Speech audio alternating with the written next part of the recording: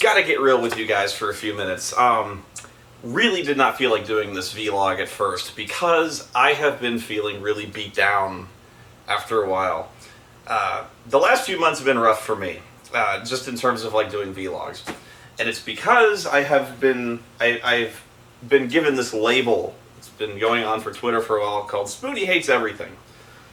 It's been kind of an ironic label because no matter what I do online, it seems like even when I give a positive review, it's been interpreted like I hate it.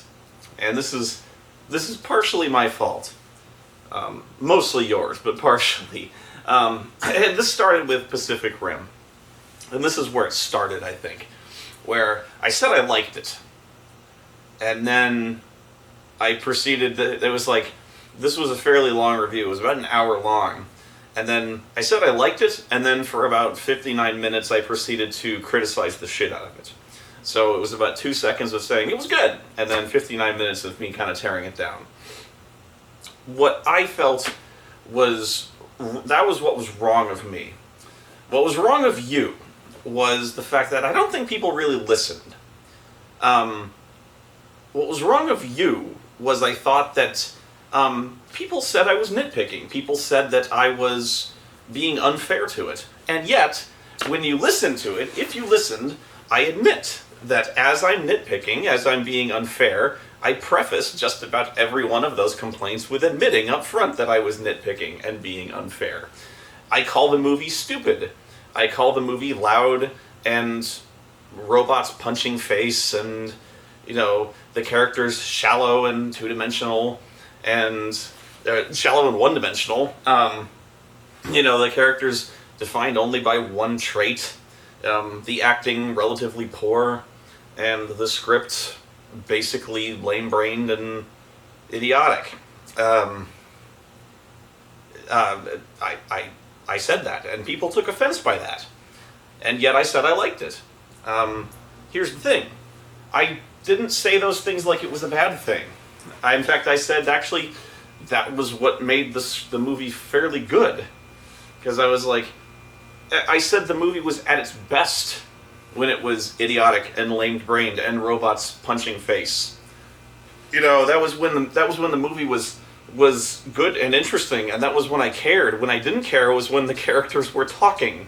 When the characters were trying to act, and when we were sitting around at the base. We spent far too much time pretending like we cared about the characters when they were so shallow and silly and boring. So that was my problem. Was I was like, I was calling the movie stupid and shallow and loud and I was like, that was the good part. That was the positive part of the review. I was being highly complimentary when I called it stupid and loud and violent and bam bam bam. And people were saying like I thought that they're like, you say that like it's a bad thing. No, I'm saying that's a good thing.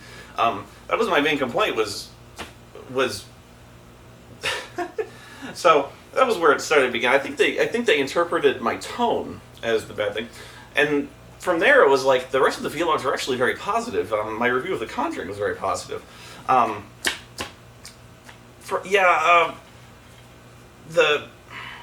there. I don't know. With this, and this is what leads into my game review of The World's End. Man of Steel. Actually, Man of Steel. Man of Steel sucked. That was the thing. Brad Jones actually took the brunt of Man of Steel. He weathered the initial shitstorm. I took the lesser of it, and then Linkara. The rage had kind of weathered down when he finally did his. Linkara, by the way, did not like it at all. So, you know, when the comic book guy did not care for it whatsoever, am I at least partially vindicated on that one? Any? Please? Okay? Can we let that go? Anyway, my review of The World's End, I drew a massive shitstorm for, because, for several reasons. I was really vilified for that one. People said my reasons did not make sense. People said that, you know, when I called the characters out for not acting like people, when I said that their reasons for staying in town were basically non-existent. You know, I said it's a comedy. Of course it's silly. Of course their reasons for staying in town were stupid and basically non-existent. They're drunk. You know, basically they said, what do you want? It's a movie about robots filled with blue stuff. It's silly. It's an Edgar Wright comedy. It's dumb. You know, and they're like, oh, well, the other two movies were so realistic. You know, zombies, the thing. So it's one of those things where people, they immediately play they play what's called the "it's not Shakespeare" card. I hate that card. It's one of those. It's magic. It's kind of like that's magic. We don't have to explain the things. It's not Shakespeare is one of those cards where it's the I don't have to argue card. It's stupid robots.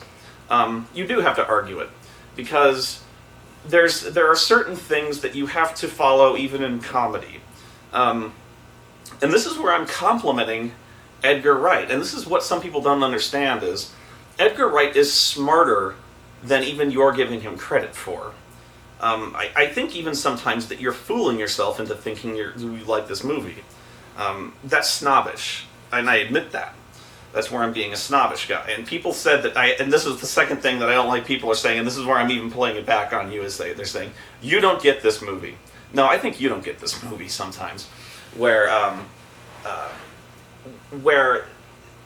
the other two Edgar Wright movies were so much smarter and intelligent, I think. The characters so much more personable and relatable, where they behaved, even though they're parodies of zombie movies and action, cop dramas and action movies and Michael Bay films, they were so much more human and relatable, and their actions so much more believable in the context of what was going on. And in this movie, so ridiculous, even though they were drunk.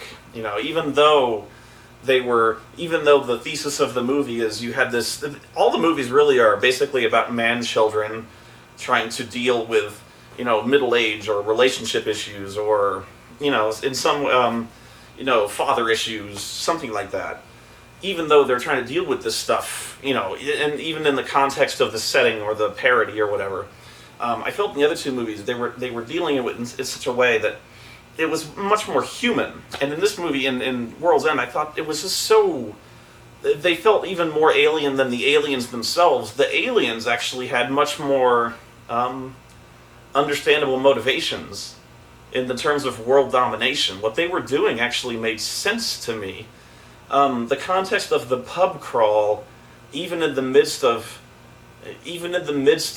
people being captured, mulched, and being actively hunted by androids, is ridiculous.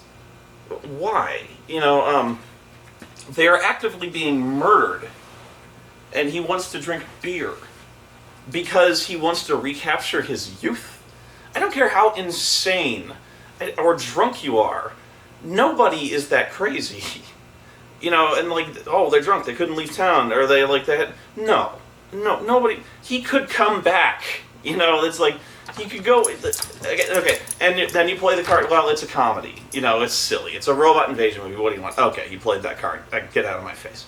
Okay, so, I know this is a game review, right? I'm getting there, trust me. The difference is, okay, if you want to play the card that it's a silly comedy, I can't play real human emotions, I can't play real human motivations in a silly comedy. Okay. There is a difference between those kind of movies. There is the silly Benny Hill, there is the silly Monty Python style of comedy, where it's silly slapstick, people are crazy, people are batshit for no reason. There's, the Monty Python, people who shit out their ears type of comedy, where people don't act like people, they act like cartoons, okay? That's the kind of comedy I think you're talking about, where people act like goofballs, people eat people and vomit into graves, and they call that a burial. That's the kind of goofy comedy where people don't have to act like people. They act every bit as wacky as the Body Snatchers, and we're like, oh, that's funny. Then there's the kind of real-life comedy where people can act like people and ridiculous things may happen around them, but you still relate to the people, because they're still acting, they're still retain their humanity. And that's where I go with Shaun of the Dead, and that's where I go with Hot Fuzz. Okay, here's the example of Shaun of the Dead, where, Ed, Nick Frost's character in Shaun of the Dead, he's been bitten by the zombie, and he's slowly turning into the zombie, and he's in the basement, and he's basically dying, and they're saying a tearful goodbye. And this is a comedy. It's a hilarious comedy. And they have this very real, tearful goodbye, essentially is, he's basically dead, and they're trying to flee, and Ed is basically offering to hold the line as they flee. That's a human moment. It's a zombie movie moment, and they still have that moment in this apocalyptic comedy. Now, this is a different kind of parody movie, I get that, and you don't necessarily have that moment in a body snatcher sci-fi type of movie, but I think you get what I'm saying here, where these people still act like people.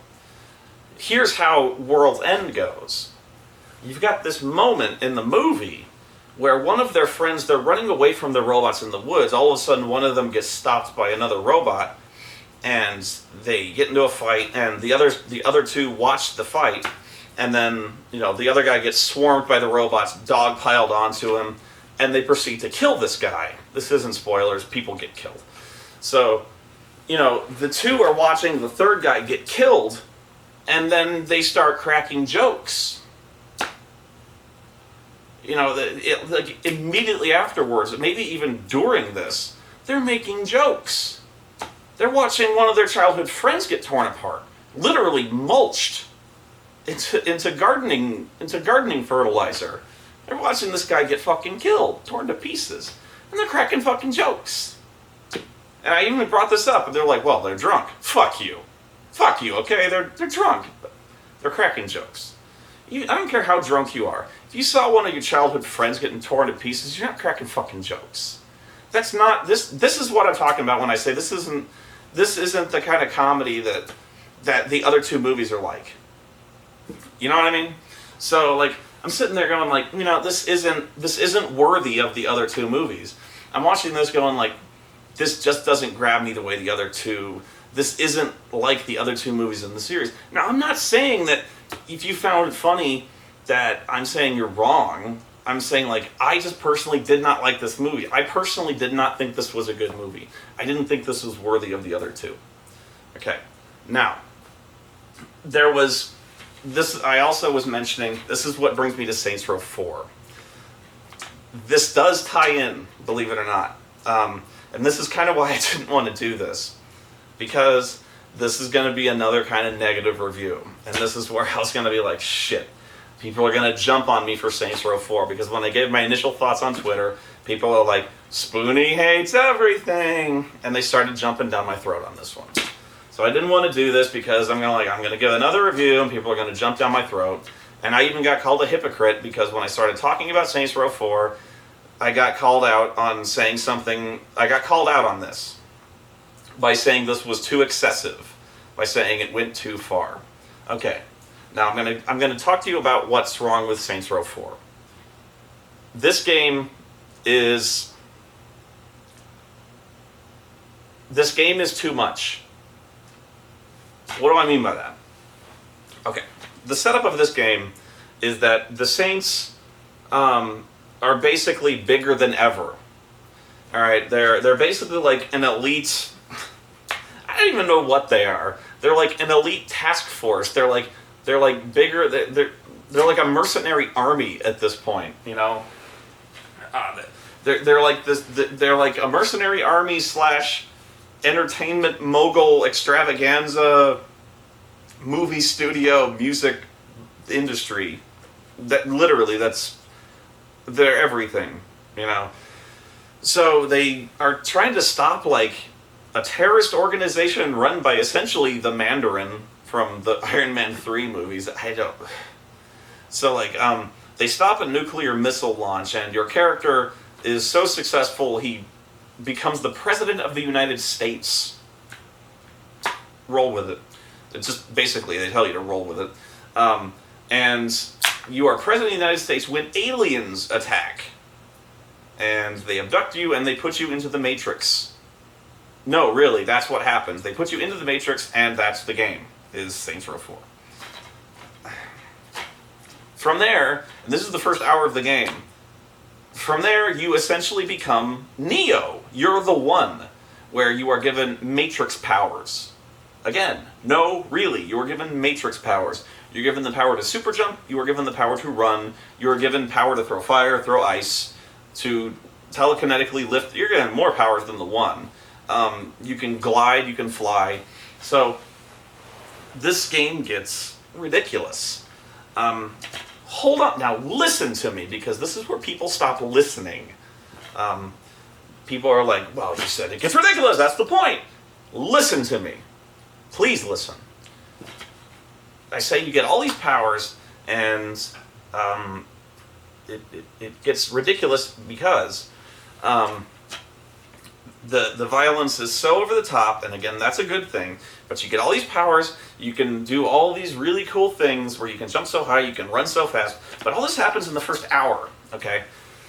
And the problem becomes that it's not a good idea, by the way, to give the characters the ability to run literally faster than cars, faster than any car, within the first hour.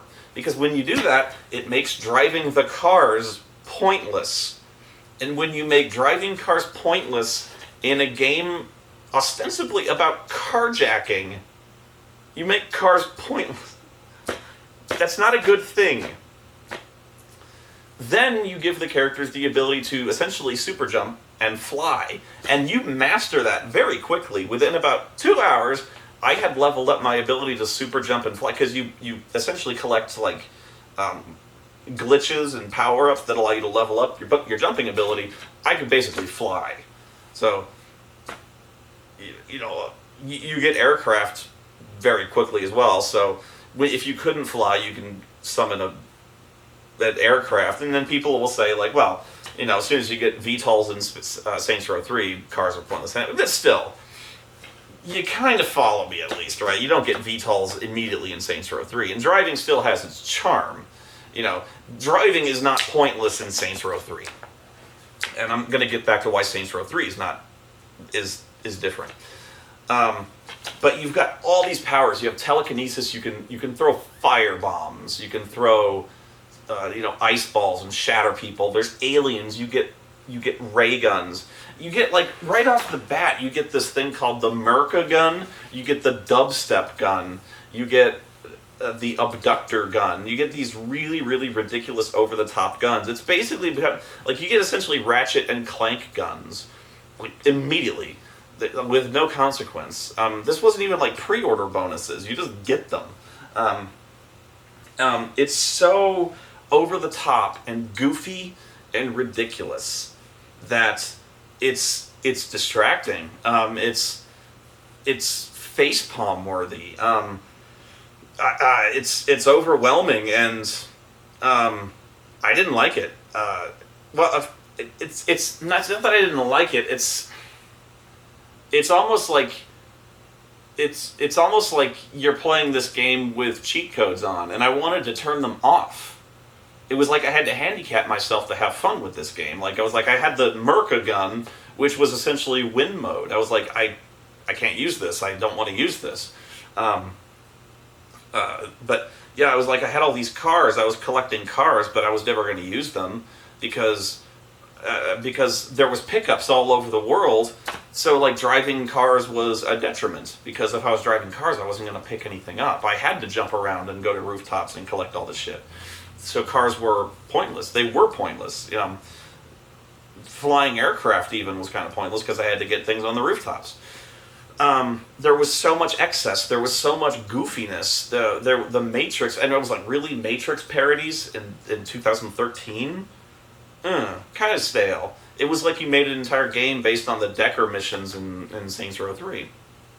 Okay, now where I got called a hypocrite was that I was like, You're saying that Saints Row 4 is bad because it went way too far, whereas you said that World's End would have been a lot better if it had gone all the way with either the bar fight concept or the robot the body snatchers parody. It should have gone all the way. It should have like committed and gone balls out with the bar fighting or the robot shit. Yes, and I agree. I stand by both. The Saints Row 4 went too far, and World's End should have gone too far. Here's why I say. Here's the difference. Here's why I say both are correct. World's End. I need to recant. From Dusk Till Dawn is not the best bar fight movie. It is, but it isn't. Roadhouse is by far the best bar fight movie. But I'm disqualifying it from the discussion because it's not only the best bar fight movie, it is the best movie ever. So I'm removing it from consideration. I'm promoting it to best movie ever. And then From Dusk Till Dawn, not considering Roadhouse. Anyway, so here's the difference. Saints Row 4 goes not only all the way, it goes all the way, builds a spaceship all the way, loads the spaceship with the rocket fuel, takes it to Mars, builds a nightclub there, brings hookers to the nightclub, blows it up, and then gets high.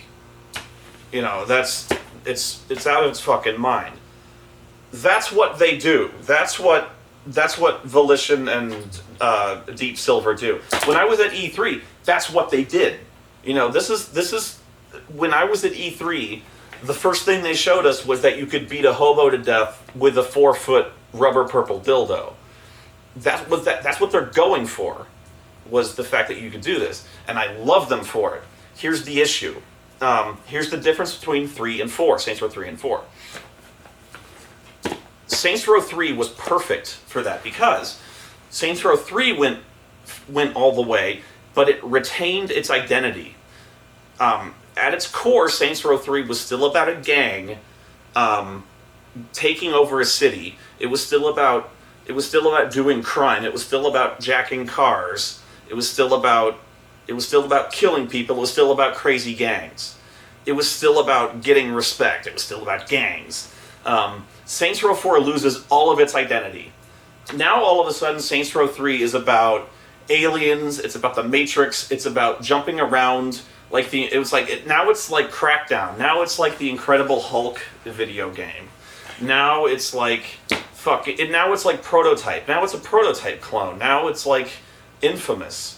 It's fucking crazy. Now this is not a Saints Row game. It's funny, but I don't know what this is. This isn't a Saints Row game. I don't know what else to tell you. I say this jumped the shark. It not only jumped the shark, it jumped it on a jet ski, and then blew up the shark, and then it pissed on the shark's ashes, and then said that's not enough sharks. Then it went to the Pacific Ocean, found a Sharknado, and then dropped a nuke into the Sharknado. But they tried to do that, and I love them for that. The thing is, though, by the time they've done that, they forgot what they were doing. By the time they found all the Sharknados, they're like, what were we doing again? What were we talking about? Saints Row? Is that? I forgot what game we were making. They forgot what game they were making with this. This isn't Saints Row. I at least like Saints Row 3 because when I played Saints Row 3, it felt like Saints Row to me. It was ridiculous. It was over the top. And a lot of people didn't even follow it there. To me, it was that perfect balance of funny and excess, and it still felt like that kind of gang respect taking over the city thing. I felt it was kind of perfect that way. Now, here's why I don't give numerical ratings. Did I like playing this game? Yes. Did I have fun while I was playing it? Yes. It's well designed. It's well made. It's actually it's funny. I laughed. It's funny. I had fun playing it. If you bought this, you would have fun. But would I recommend buying it? No. Now, does that make sense? Here's where I'm coming from here. I say it's fun, and I say I had fun playing it. Here's why I don't think you would necessarily... I think your money would be better spent elsewhere. Okay? If you like Saints Row, I don't think this is Saints Row. I think you would be better off if you hadn't played Saints Row 3, buying Saints Row 3. If you like this type of game, I think you would be better served playing Crackdown. I think you would be better served playing one of the prototype games. For this type of game, there are better types of this game out there. This is fun. There's nothing wrong with this type of game. But I think there's better ones out there. This is a good comedy game. If you're looking for a game like this that gives you some laughs, this is good. But even for this type of game, I think there are better types of comedy games out there. This definitely has its own style and flavor, and it's good for what it is. But even I don't think it knows what it is. This is where, and even where the series Jump the Shark is arguable. Some say Jump the Shark it too. But this is why I don't give numerical ratings, because this is so hard to quantify. This is a quality game, but its identity is so muddied that can you assign a number to this? It's fun, but is it worth playing? I don't know. No. Do I hate it? I don't hate it. I liked it. But I don't think you should play it. And that's why I don't like... That's why I didn't want to do this vlog. Because people... I don't think people are going to hear that. I don't think people are going to watch this and say, like, oh, so you hated it. You didn't give your reasons. I think... I know I'm whining at this point, but, like... I'm going to get this rep that I'm like, I bashed this game to hell and back. And I'm saying, this is a well-designed game. But, this is... and I don't mean to bash on you guys. And I know, and I have to apologize again, because I know this is like, I know it's a very vocal minority who's kind of ripping me apart here. I do have to acknowledge, once again, I must acknowledge that there's a silent majority. People, it's always the people who approve and agree with me. People who like something and support something never post something when they have something positive to say. When you approve of something, you don't post something like, I loved it. When you buy something and it works great, you never go to the site and say, this worked perfectly. When you buy something and it breaks and it pisses you off, then you go to Amazon and post a negative review like, this was a piece of fucking shit. You only post a review of something when you hated it. When you had a bad experience with it. So I get that. And so it's only angry people or trolls who post angry shit on the video. So don't think that I don't understand that the fans out there don't exist. It's just that when I see all the negative comments, I don't think they're all trolls. I really don't. I think a lot of people, though, don't understand where I'm coming from. I think a lot of people misunderstand the videos that I'm making. I just think some people aren't listening. So I hope that I've made things a little clearer when it comes to where I'm coming from with these videos. I hope I've maybe clarified where I'm coming from on some of these reviews. I have no doubt that I'm still going to draw some flack for World's End, because apparently with the Edgar Wright movies, I am tipping over a major sacred cow. I am not going to argue those movies anymore with you. I have said my piece. I am done. I am so done with those movies. I'm not going to fight you anymore with that. But yeah, hopefully we are done with Saints Row 4. Hopefully we are done with Edgar Wright. I say that Spoony doesn't hate everything, and yet I post a negative review. I post a bipolar review of Saints Row 4. I know I don't make any sense, but there we go. I hope at least I've given you an informative opinion of Saints Row 4. Do with it what you will. I don't even know anymore. This is why I'm here, guys. Bye.